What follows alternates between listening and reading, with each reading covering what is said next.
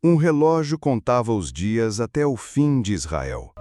Mas antes que chegasse a zero, ele explodiu. Agora o mundo assiste a uma guerra, sem saber que está vivendo o roteiro de uma antiga parábola esquecida. E se o tempo que restava não fosse só deles, mas nosso? Em um ponto do planeta, o tempo corre contra a paz. No coração do Oriente Médio, onde as pedras ainda carregam os ecos dos profetas, um relógio contava os segundos para a destruição de uma nação. Mas o que acontece quando esse relógio estoura? E se não for apenas um marcador de tempo, mas um sinal do céu? No silêncio antes da guerra, há sempre uma prece não ouvida. Entre as vielas silenciosas de Teherã e as muralhas antigas de Jerusalém, o ar carrega uma tensão que não se explica apenas com estratégia militar. Porque o que está em jogo agora não é apenas uma disputa territorial, é uma batalha de memórias, promessas e profecias. Foi numa noite abafada de maio que o mundo soube da destruição do relógio da destruição de Israel, um monumento do Irã que contava literalmente os dias para apagar o Estado judeu.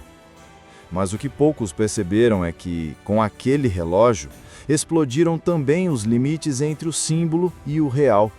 O tempo, de repente, deixou de ser apenas cronologia e virou profecia. No Antigo Testamento, os profetas falavam de guerras vindouras, de alianças improváveis e de inimigos que viriam do norte. Gog e Magog, Rosh, Meshec, Tubal. Nomes que hoje ressurgem com sotaque de notícia internacional. Quando a Bíblia fala de um exército que subiria contra Israel, muitos viam poesia. Agora, estão vendo tanques. Câmeras captaram o pânico nas ruas de Teherã, famílias fugindo, alarmes, crianças correndo com bonecas apertadas no peito. Mas e se tudo isso não for apenas notícia? E se estivermos vendo em tempo real a atualização de uma parábola antiga? Jesus, o contador de histórias, ensinava por imagens. Ele não apontava diretamente, ele deixava que o espelho da alma refletisse a lição. E entre as parábolas mais esquecidas está a do servo perdoado que se recusa a perdoar. Um rei o perdoa de uma dívida impagável, mas ao sair, ele encontra um outro servo que lhe devia uma quantia muito menor e o manda prender. O rei, ao saber disso, se ira e o entrega aos verdugos. Esse servo, dizem alguns teólogos, somos todos nós. Mas e se esse servo for também um país? E se estivermos vendo não apenas indivíduos, mas nações inteiras repetindo esse padrão? Perdoados por décadas de oportunidades e ainda assim incapazes de perdoar, recém-libertos do julgamento divino, mas com o dedo rápido no gatilho da vingança? A imagem é simbólica, um relógio destruído, como se o tempo da misericórdia tivesse se encerrado, como se as engrenagens que mantinham o mundo em compaixão tivessem se partido, como se estivéssemos entrando no tempo do julgamento. Analistas políticos falam de estratégia, de combustível, de alianças, mas não conseguem explicar por que tanta raiva persiste. Porque o ódio não é racional. O ódio é hereditário. E o Oriente Médio carrega em seu DNA uma herança de dor que remonta a Isaque e Ismael, a Esaú e Jacó. Os que rezam pelo mundo sabem que não estamos lidando apenas com países, mas com princípios.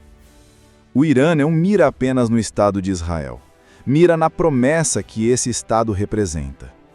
Israel, para muitos, é a prova de que a Bíblia se cumpre, que o povo exilado por milênios voltou, que a figueira floresceu.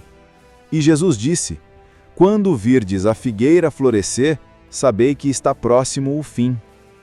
No coração de cada espectador que vê essas imagens nasce uma dúvida. Estamos vivendo profecias? Ou apenas estamos recriando velhos erros?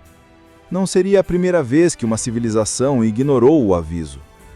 No livro de Jonas, Nínive recebeu a chance de mudar.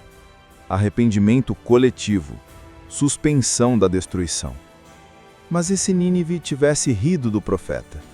E se tivesse seguido com os seus planos? Não teríamos livro. Teríamos apenas ruínas.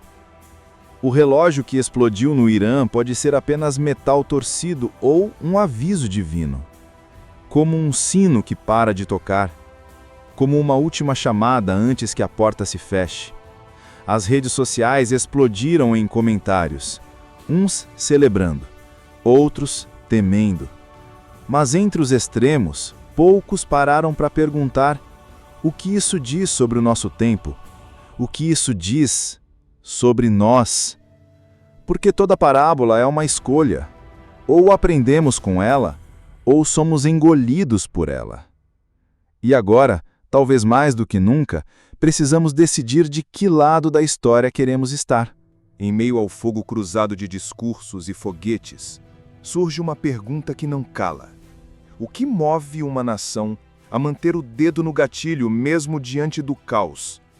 O que impede que, mesmo após o som dos alarmes e a dor das perdas, líderes ainda escolham o caminho do confronto? Talvez a resposta esteja numa dimensão esquecida da parábola. O servo impiedoso não era apenas ingrato, ele era cego pelo poder. A dívida perdoada não o libertou, o encheu de ilusão. Pensou que o perdão era uma licença para dominar e não um convite para transformar. Essa cegueira moral ecoa entre os corredores dos governos modernos.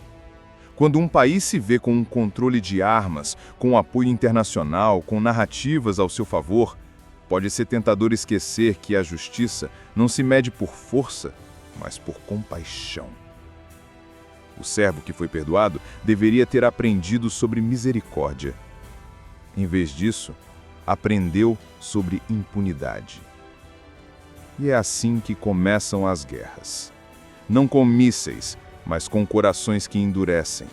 Com feridas que nunca cicatrizam porque são alimentadas dia após dia com memórias de dor. Um povo ferido, uma história não perdoada, um inimigo construído na mente antes mesmo de ser encontrado no campo. O Oriente Médio vive esse ciclo há séculos. E cada nova geração herda não apenas a terra dos seus pais, mas também seus fantasmas. Assim, o relógio não marca apenas o tempo para o confronto. Ele marca o tempo de uma ferida que sangra sem trégua. Mas por que isso nos importa? Porque a parábola é contada para servos. E nós também somos servos. Cada vez que alimentamos o ódio, mesmo nas palavras, mesmo nas redes, mesmo no silêncio cúmplice, empurramos mais um segundo no relógio da destruição. Eles não pediram por essa guerra. Eles apenas vivem onde a guerra decidiu acontecer. Como na parábola, são os inocentes que sofrem quando os servos se tornam verdugos. No cenário mundial, os discursos se inflamam. Mas onde está a voz do arrependimento? Onde está o servo que se ajoelha e diz: eu recebi perdão e agora eu ofereço perdão? Não há glória em destruir. A verdadeira glória está em conter a espada. Jesus disse: bem-aventurados os pacificadores, porque serão chamados filhos de Deus.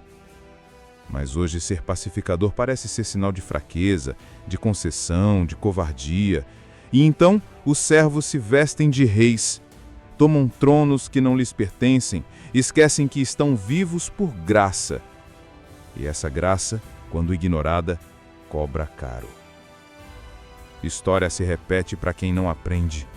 E os livros sagrados que deveriam iluminar são usados como escudo para ataques. Mas Deus não se deixa usar. Ele observa e espera. Quantas vezes o rei da parábola observou o servo em silêncio, esperando que ele aprendesse? Quantas chances foram dadas antes da sentença final? Esse pode ser o momento da esperança, ou o último ato antes do julgamento. Porque o relógio pode ser reconstruído, mas o tempo não volta. Existe um instante em que o tempo parece suspenso.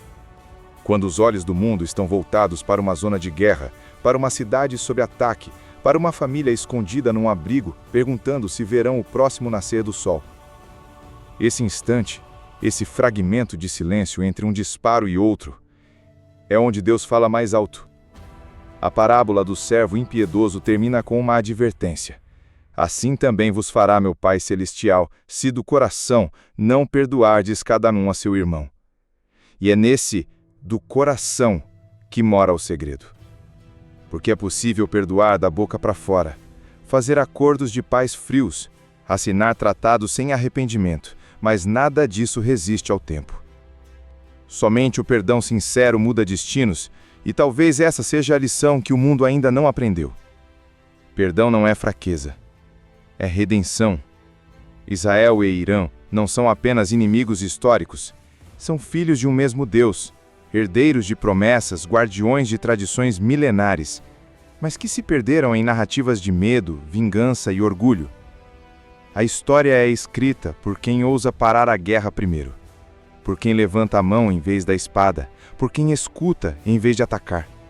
E enquanto os tranques avançam e as manchetes gritam, poucos percebem que o verdadeiro campo de batalha é invisível. Ele está no espírito humano. Está na decisão silenciosa de cada um de nós. A profecia é apenas o mapa.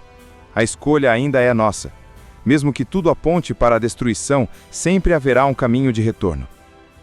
O filho pródigo também se afastou, também errou, também perdeu tudo, mas foi recebido de volta com festa, porque houve arrependimento, porque houve volta.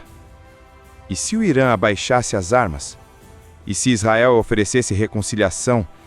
E se, ao invés de alianças de guerra, surgissem pactos de humanidade?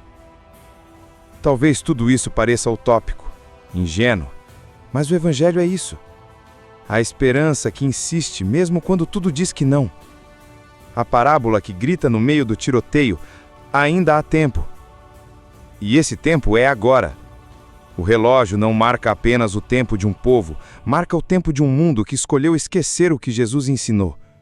Mas também pode marcar o recomeço, o dia em que servos se tornaram filhos e os verdugos foram substituídos por mensageiros de paz. Não espere que os grandes mudem. Mude em você, porque toda parábola começa com um. E talvez seja você o primeiro a quebrar o ciclo. O mundo pode estar à beira de algo que ainda não compreendemos completamente. Mas em meio às ruínas, sempre há uma semente. A parábola que você ouviu hoje não é apenas sobre nações distantes, é sobre escolhas, suas escolhas. E se você chegou até aqui, é porque algo tocou sua alma. Comente aqui embaixo. Você acredita que ainda há tempo para o perdão? Marque alguém que precisa ouvir essa mensagem. E se essa história falou com você, curta o vídeo, se inscreva no canal Ecos das Parábolas e compartilhe com quem carrega feridas que só a misericórdia pode curar. Porque a profecia pode ser inevitável, mas a redenção ainda é uma escolha.